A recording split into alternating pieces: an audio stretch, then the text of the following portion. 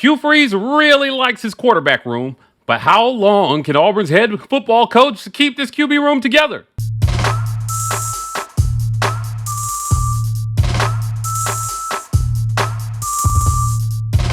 Welcome on into the Auburn Express, powered by the War Report. I'm your host, Mike G. Thank you so much for making us your first listen of every single day.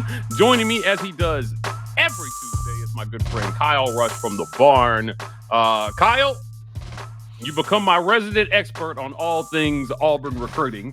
But we're going to have a little bit of a different conversation today about the QB room, how they keep it together, some scenarios that might play out for Hugh Freeze, and how that affects recruiting in the future. Let's start at the top.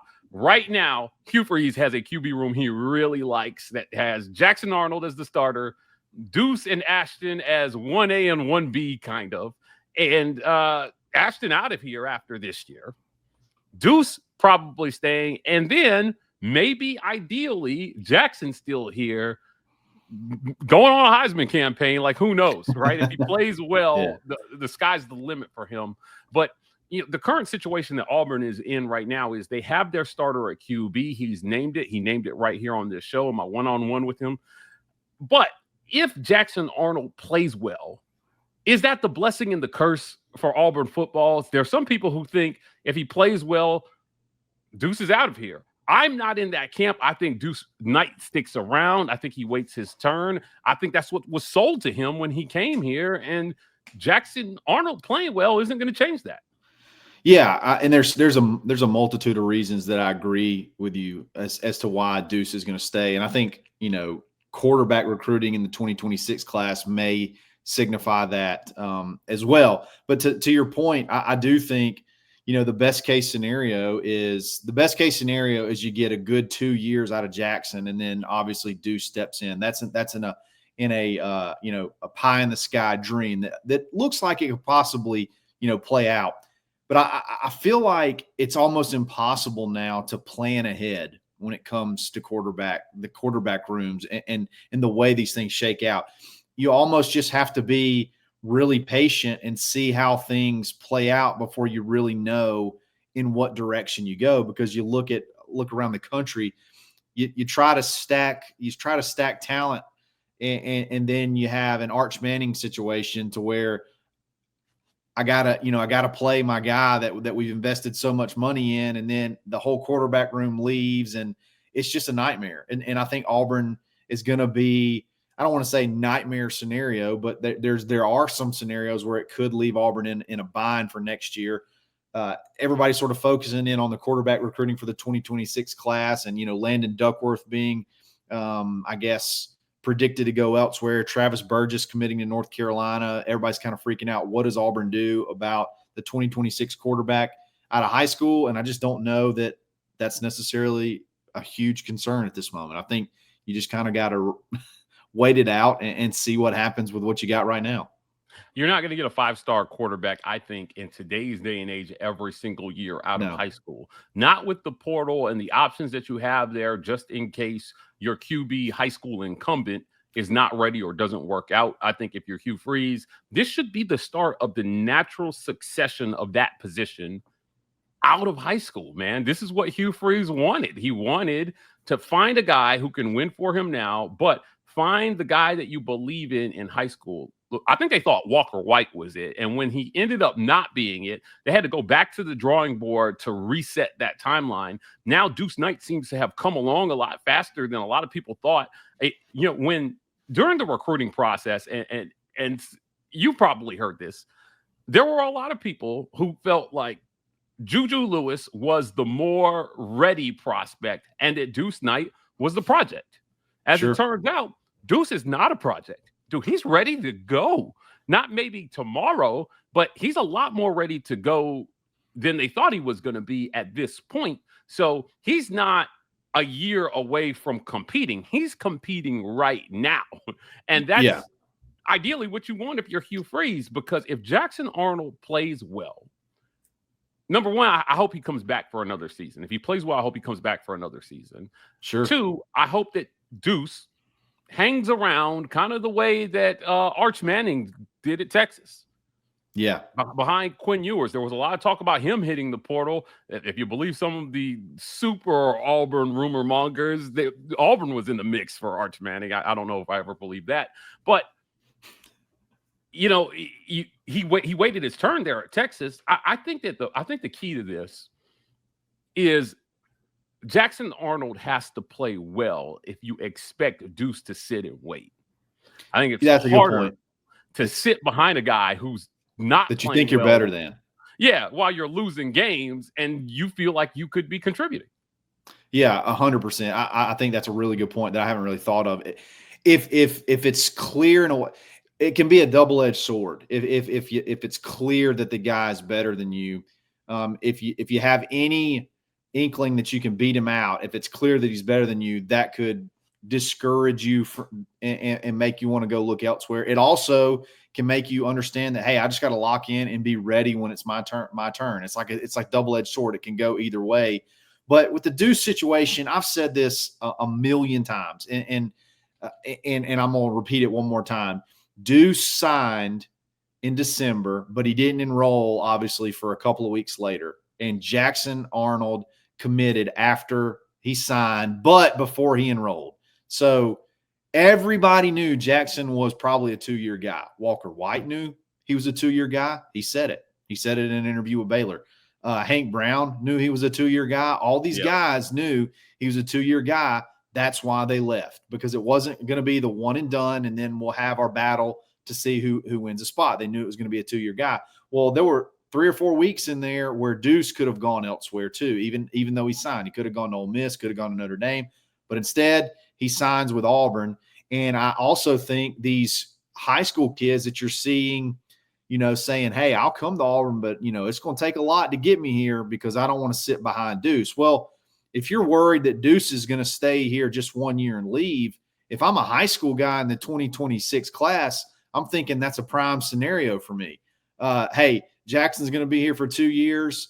If Deuce leaves, I'm only got one guy in front of me, and he's only got 1 year left. I got a pretty good shot to jump in there and play. So that's another signal to me that it feels like Deuce may be bought in, and we're bought in to do what we have to do to make him want to hang around for at least 2 seasons at worst before he takes over.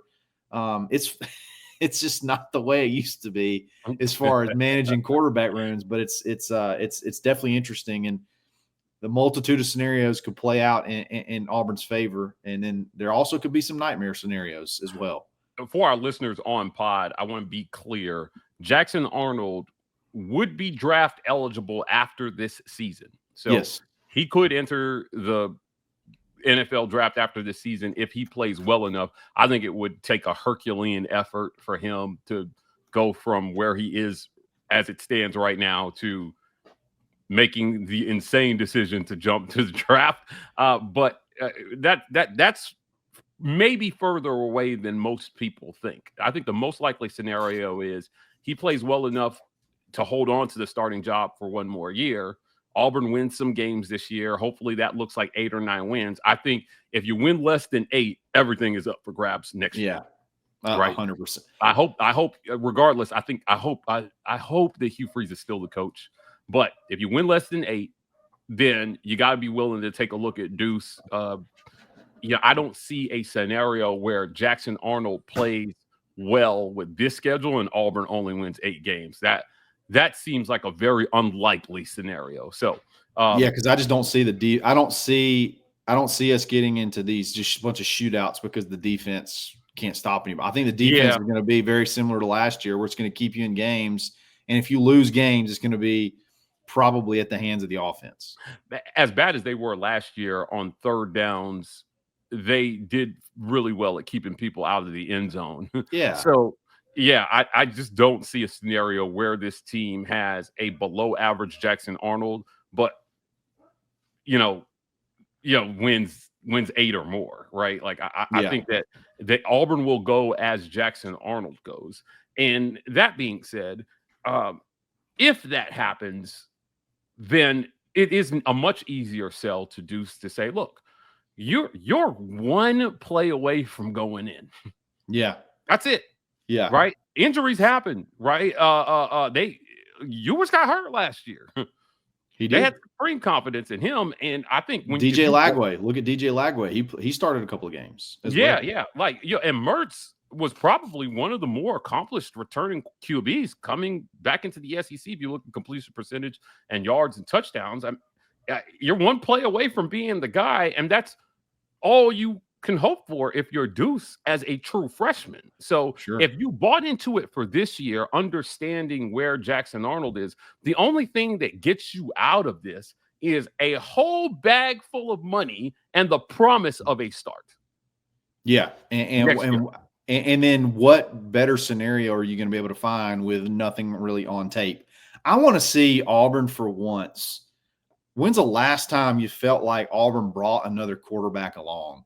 Like go pick the last coach where you felt like the next guy that stepped in, you felt good about them stepping in. You felt good. Jeremy Johnson. Yeah, I guess Jeremy Johnson would be the last one. And really, I mean, he got some good reps, but it just doesn't happen. It just doesn't happen very often where I feel like we bring a quarterback along. So I want to see that. I want to see putting teams away and getting guys in to do nothing, to do more than just hand the ball off practice. Like, let's run a full offense for a couple of drives. Let's see him make some reads and make some throws and some legitimate, playing time. I'm not talking about in the middle of a heated game and you put him in there for a run wildcat package. Like, that's dumb. That does nothing for his development. I'm talking about like really bringing the kid along and having him ready to go. I think that's another way to sort of keep them engaged and keep them ready for when the time comes. I think that's going to play a big role in keeping him. You talked about that scenario. I mean, let me throw this out there. Let's throw this scenario out there. Let's throw the Arch Manning scenario out there. Okay. Quinn Ewers could have come back to Texas this year. He could have. Quinn Ewers probably should have come back to Texas this year. But you know what you never heard? You never even heard that as an option. You heard other Big Ten schools and other this and other that schools. I think it was like, what, $4 or $5 million NIL offer on the table. Most people thought it was, Oregon or, somebody like that. Like, how would you feel if it was a Quinn Ewers situation, like a sort of like a Quinn Ewers situation where is that a smart road to travel down to where you kind of, Jackson's good. Obviously he's good. He's not like first round pick and you say, hey, Jackson, I think you need to go find another place to play. It's Deuce's job right after this. Like, how would you feel about Auburn going sort of along those lines? Because that's what it seemed like. It seemed like Texas forced out Ewers. The Mannings forced out Ewers because it was Arch's turn to take over. Could you see that happen in Auburn, and how would you feel about it? I think these are good problems to have. I think that if you're in a position where you're talking about pushing out one good quarterback for another really good quarterback, you're doing okay. Sure. And that's hopefully what Auburn has on their hands this year.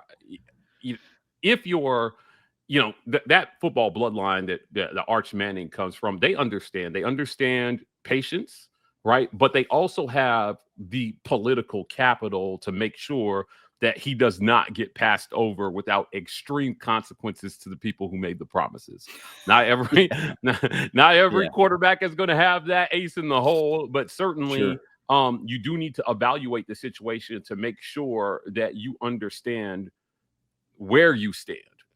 Auburn cleaned out their entire quarterback room this offseason. I personally think that there was a conversation had by Hugh Freeze with each and every single one of them that left that they needed to go play someplace else. Yeah. I mean, whether you think it's fair or not, I think there was a conversation that probably happened with Walker White in his camp about his development, where he was at, and the possibility of him climbing the totem pole with Deuce and Jackson coming here. He made what the best decision that he could have made. I think there was a conversation that happened with Hank Brown after his 3 interception performance in one half, right after was it, Arkansas? I think there was a conversation happened there, and whether you think that's fair or foul, I think he personally should have gotten the opportunity to finish out the game at quarterback before you went back to Peyton. You lost it anyway. Yeah, could have gone back to Peyton the next week, but his opportunity to truly audition for the job was really that short, Kyle. And these guys that Hugh has brought in will have an even greater opportunity to make mistakes. I think they're in a better position than the guys that came before them in that room. So we're going to keep an eye on this one. It's going to be a fascinating conversation to have down the road. But how does all this affect Auburn recruiting? That's the $1 million question that we want to answer in our next segment right after a quick word from our sponsors. This episode of the Auburn Express is brought to you by our friends at the Vibe Vault. You can find them at 3462 Crosswinds Road, Suite E in Phoenix City, Alabama. That's right across the street from the Chattahoochee Valley Community College, next to Renfro's Supermarket and Marco's Pizza. The Vibe Vault. If you're in the Columbus, Phoenix City area and you're looking to get fresh for the weekend,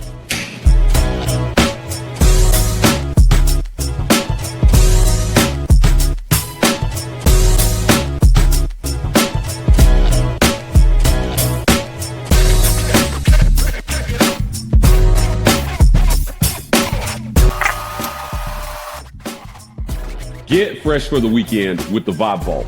Not just barbers, lifestyle consultants.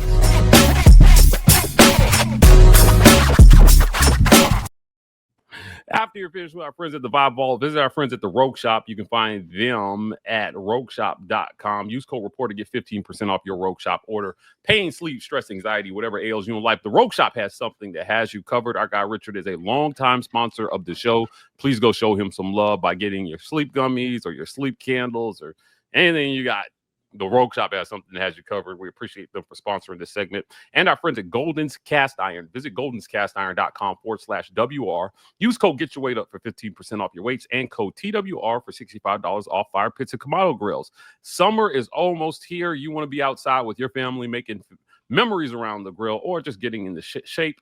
Work out, grill out, chill out with Golden's Cast Iron. Kyle, let's jump back in here. We talked about what the quarterback room looks like, some potential scenarios for Auburn, but I want to focus in on recruiting to end the show today.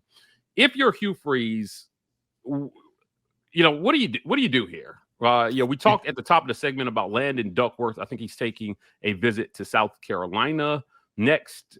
But if you're trying to land another highly rated recruit, I think Deuce maybe the highest rated recruit in Auburn history. At quarterback, maybe. At quarterback. Yeah, at quarterback coming through here. We know Cam Coleman was rated pretty damn high, and Byron Cowart was number 1 overall. But this is one of the best quarterback prospects you've seen. I think definitely the best true freshman quarterback prospect we've seen since Bo Nix. Sure. I think that's totally fair. I think he's actually rated higher than Bo Nix. So take that. I don't know if he's as talented as Bo. I don't know if he's as talented as Bo with his arm just yet, but certainly I think all the athletic gifts are there. I'm sorry to cut you off. Oh gosh, for sure. The tools are there for sure. Look, I said from this, I threw it out a long time ago, like before this class really got started, that I didn't really expect a big name quarterback in this 2026 class. I just don't think it's realistic anymore. I don't think it's realistic to just stack. You mentioned earlier 5-star quarterback year after year. I just did not see that as a possibility for this year. So I was expecting, and I think the coaches have sort of like a value in mind. And let's just be real, it's a dollar value in mind on what they're willing to spend on a high school quarterback this year. I think the idea was, maybe Travis Burgess could be that guy. He's a 3-star, a guy you jump on early, maybe that you can get in the mix. But hey, he balls out in spring and starts getting offers everywhere. And then UNC jumps in the mix and they're willing to spend big to get him. So that's plan A out of the window. Then you got Landon Duckworth, who South Carolina has wanted since the beginning. Ole Miss has been on him since the beginning. He's not a stopgap quarterback. He's their number 1 target on the board. So obviously that's going to be tough for Auburn to beat. He came in for a visit this weekend, and then as soon as he leaves, he gets a prediction to South Carolina. So what do you do? What do you do in this 2026 class? I think you're going to be really, really patient, and maybe someone sort of surfaces later on as this thing kicks forward. And then, hey, another thing, God forbid, one of these quarterbacks goes into the portal or leaves or announces their intentions to leave in like November, and then you got enough time to pivot back to a Landon Duckworth or a Travis Burgess late with a little bit of sense of urgency on being able to get them, because you're going to have them for the next season. The 2026 thing is going to be really interesting to see how it plays out. And then, hey, you got the 2027 class that's the state of Alabama has 3 complete stud quarterbacks in the 2027 class that you could maybe, take a run at, with Gunnar Rivers, one of Phillip Rivers' 1772 kids. And then, then you have, Trent Seaborn, who's been winning state titles since he was in diapers. And then you have Kason Myers, the Pike, I think it was Pike Road quarterback who just transferred to Auburn High, all very highly rated 2027 quarterbacks. So I'm not expecting big things out of the quarterback position recruiting wise. Should we everything go chalk? Jackson stays another year, Deuce stays another year. I just don't expect a ton out of the 2026 class. I think it'll be a project, and then you go all in on the 2027 class. You may have to stack it that way.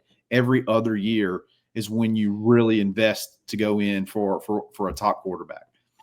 I think that Jackson Arnold is the most important recruit that Hugh Freeze will have in his time at Auburn.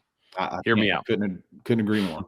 His success or failure will shape the direction of recruiting for the years to come, and may even decide his fate as Auburn's head coach. Now, hang with me through this story. Like all the guys that you just mentioned in recruiting, one thing that you have to be able to show is QB competency, and you have to show that you can pick the right guy. You picked Peyton Thorne, right? Like, I would argue that he picked Hank Brown as well too. You picked Walker White.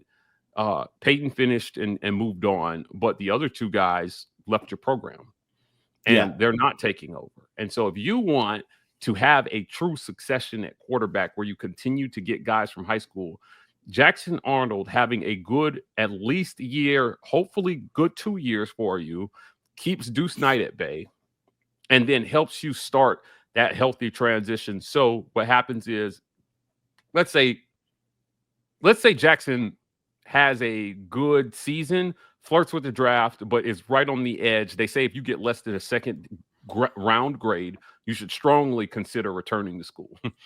Yeah, that's always been the conventional advice, particularly from the old heads and the experts. They say less than second round, consider going to school, because we've seen guys get 3rd round evaluations and fall completely out of the draft.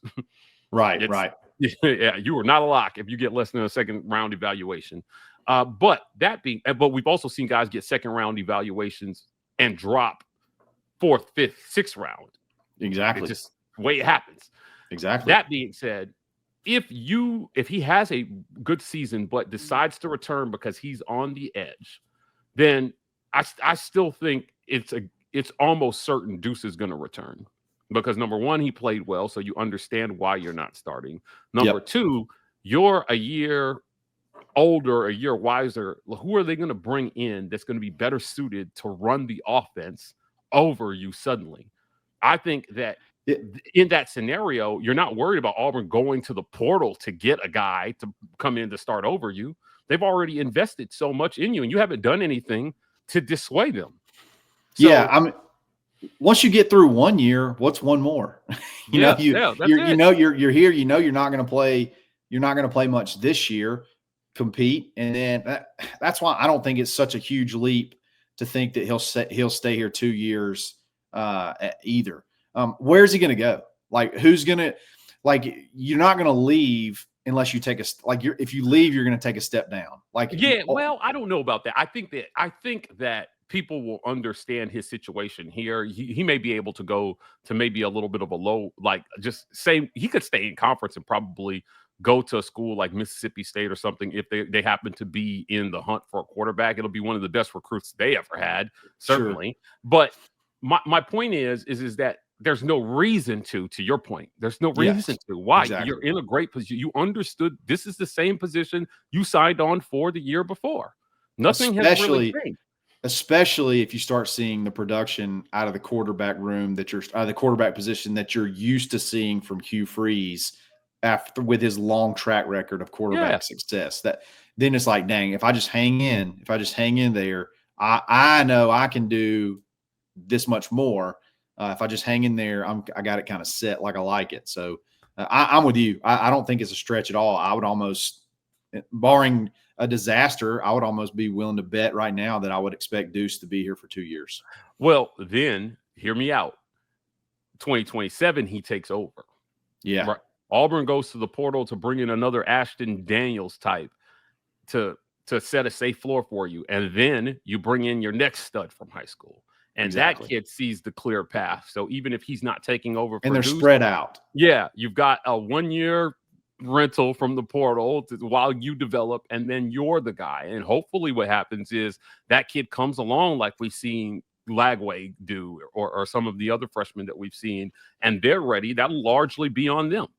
Exactly. But I think that is the ideal scenario in recruiting for Auburn is Jackson plays well, stays 2 years, Deuce takes over in 2027. You do your work and your homework in the portal to make sure that you have a safe floor in case of injury or poor play. And then you recruit your next stud from high school. You may not get him in the 2026 class, but I think it's okay if Auburn gets him in the 2027 class. That's the way you got to go. I mean, that is the only, I've thought about this thing till I'm like sick on my, got a headache. Like that's the best way. That's the best solution. That's the best route to go. Henceforth, if you're going to go quarterback out of high school, if that's what you're going to do, you got to stagger it. You got to go every other year. That's the only way you can do it. Yeah, look, great conversation as always with my guy, Kyle Rush. Kyle, I want to thank you for joining me today. Before we get out of here, tell people where they can find you. Absolutely. Go to thebarnauburn.com, subscribe today, get in the conversation on the message board, and then subscribe to the Barn Auburn YouTube page. Great baseball content. If you're a baseball guy, you'll love what we got going on over there. Lindsey Crosby, Bradlaw going live after the games. Good stuff going on right now as this baseball team continues its journey towards Omaha. Yeah, look, I was there this weekend. It was a lot of fun watching them. Going to be a lot of fun watching them in the Super Regionals as Auburn baseball hosts their first Super Regional ever. Either way, we're going to be here to cover it at the War Report, especially here on the Auburn Express. Guys, if you're in the comments after this video and you want to show us some love, do us a favor, smash that super thanks button. We appreciate you guys for helping keep our content going. We'll be at SEC Media Days bringing you guys lots of content from Atlanta. If you haven't followed us during an SEC Media Days, nobody puts out more content from the War Report. If you like more of this, also please hit like and subscribe. We are the War Report on every social media platform. TW Report on TikTok. We're signing off, and as always, War Eagle.